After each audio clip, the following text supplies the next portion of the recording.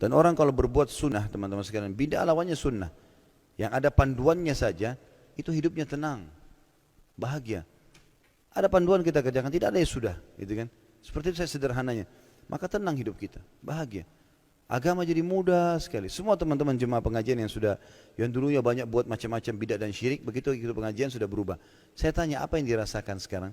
Tenang sekali Ustaz. Dan Islam kayak mudah rasanya.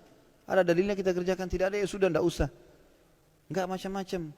Yang ikut juga umroh memang saya begitu. Pulang umrah, kok umroh ini, saya Ustaz ikut umroh ini cuma mau tahu loh umroh itu sesuai sunnah itu bagaimana. Ikut tawaf, ikut sa'i. Kok kayak mudah sekali ya. Kayak enggak banyak syaratnya gitu. Ya ini rukunnya, lakukanlah begini.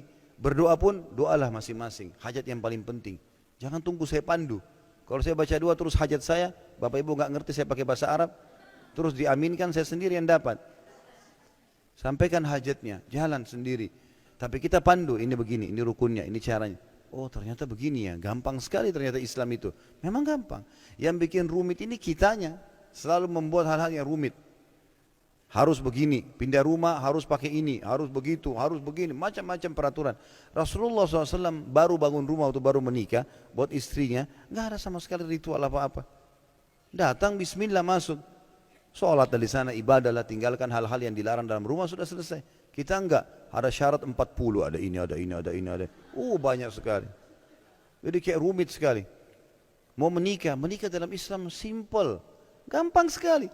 Walinya datang, saya nikahkan kamu, yang ini bilang saya terima nikahnya. Mahar, saksi, adakan acara pesta sebentar orang makan, pulang. Sudah suami istri. Ini enggak, 3 hari sebelumnya ada acara. Sampai dimandikan pakai kembang, kedinginan pengantinnya. Masuk angin. Malam-malam lagi. Ada syaratnya, harus di teras belakang rumah, harus apa, waduh, rumit. Rumit, jadi macam-macam. Apalah, pokoknya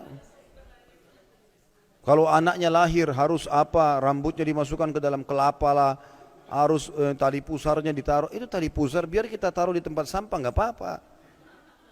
Dibuang karena disuruh buang. Nabi SAW suruh buang. Nabi mengatakan, cukurlah rambutnya di hari ke-7 dan lepaskanlah ya sisa dari perutnya itu. Disuruh buang, rambutnya ditimbang pakai timbangan perak, disodokahkan nilainya, sisanya dibuang saja, ditanam, dibuang nggak apa-apa. Ini enggak, macam-macam harus dikendi, kendinya juga harus warna apa. Begitu tuh waktu anak saya lahir di satu klinik di dekat rumah, saya nggak tahu rupanya itu dibawa ini Pak plasentanya. Ada bahkan bahasanya suster itu, ini saudaranya. Saudara dari mana? Itu bukan manusia itu. Itu cuma plasenta yang menyambung antara si ibu sama bayi. Kalau dia makan apa-apa, dia minum apa, kan disalurkan ke situ untuk bayinya. Ini enggak, dianggap saudaranya. Saudara dari mana ini? Kan jadi kemana-mana gitu ya. Karena sudah jauh dari agama, jadi kemana-mana. Ini kalau kita mau jabarkan banyak sekali gitu. Banyak sekali. Ada yang mengaku saudaranya buaya. Ya. Saya dengar begitu.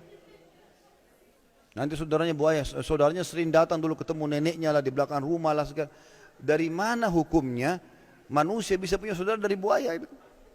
Manusia ya manusia, nggak bakal pernah bisa, gitu kan? Nggak mungkin gitu loh. Maka ini kadang-kadang kemana-mana bahasannya, karena sudah ditarik ke situ, padahal sebenarnya tidak ada, tidak ada. Buaya ya buaya, manusia ya manusia, hewan-hewan, ada alamnya sendiri kan gitu. Bahkan ada manusia, sekarang ada ilmuwan, saya lihat cuplikannya, mereka coba mengadakan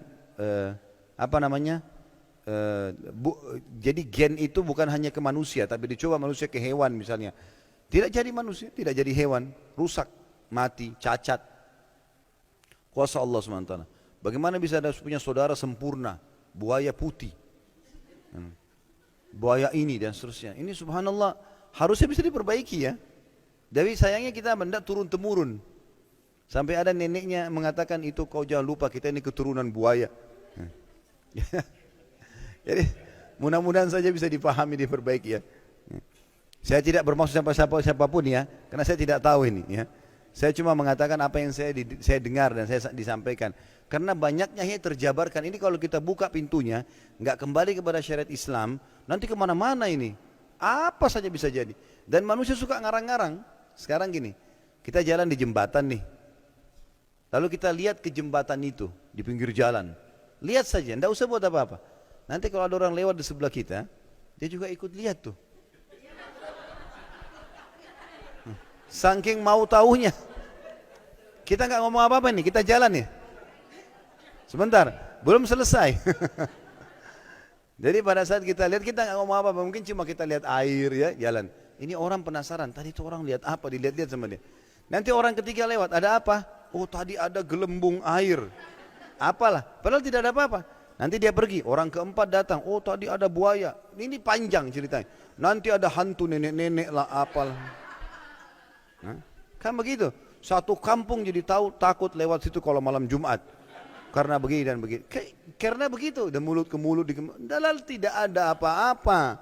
Sungai itu, bumi ini makhluknya Allah, nggak ada hubungannya. Ya, jadi harusnya kita fahamin. Dan seorang muslim harus kembali kepada kemuliaan Islam. Islam harus ditradisikan, bukan tradisi diislamkan. Harus kita ganti. Kalau tradisi kita sudah dengan Islam, kita terima. Kalau tidak, ya kita ubah. Karena setelah Islam datang, Nabi SAW menghapus semua tradisi jahiliyah. Waktu beliau bebaskan kota Mekah, lalu beliau kumpulkan masyarakat Quraisy di depan bukit Safa, sambil beliau berkata, ketahuilah, semua tradisi jahiliyah di bawah telapak kakiku. Kata Nabi SAW, tidak ada lagi. Tawaf telanjang, waktu itu orang mereka tawaf sambil bersiul, tepuk tangan. Awalnya tawafnya Nabi Ibrahim AS bagus, pakai baju segala macam. Mereka kembang-kembangkan sendiri tuh. Rupanya untuk menjadikan masyarakat Mekah supaya hidup, mereka syaratkan, penduduk Mekah itu syaratkan, harus beli baju dari Mekah baru boleh tawaf. Kalau bukan buatan Mekah nggak boleh tawaf. Yang tidak punya uang beli, telanjang. Begitu. Dan Nabi SAW, Mekah itu masih terus di dekat Ka'bah tawaf telanjang sampai pembebasan kota Mekah. Itu sudah tahun 8 Hijriah, Nabi sudah hijrah, baru Nabi waktu bebasin Mekah baru kasih peraturan. Tidak ada lagi tawaf telanjang mulai hari ini. Enggak ada siul-siul, enggak ada tepuk tangan dalam tawaf. Semuanya takbir, tahlil, beristighfar kepada Allah. Diubah ke Islam, tradisi-tradisi mereka. Suka taruh patung-patung, Nabi hancurin semua patung-patung mereka. Enggak ada patung. Enggak boleh lagi kesyirikan, dibersihkan semuanya. Jadi dihapus. Makanya tadi saya bilang yang benar Islam kita tradisikan. Makan, minum, pakaian, pergaulan, pendapatan, semua Islam. Udah, selesai. Mau suku saya bilang apa, sesuai saya ikuti. Tidak, ya kita ubah. Bukan aib itu kan, untuk kembali kepada Islam. Makanya kita punya standarisasi hukum. Kita ke Afrika, kita ke Jazirah Arab, kita ke Eropa, kita ke Asia. Sama, duhurnya sama, sholatnya, waktunya, kewajiban dalam sholat itu kayak wudu, hadap kiblat, tutup aurat semua sama. Yang batalin sholatnya semua sama, waktunya semua sama. Nggak ada bedanya.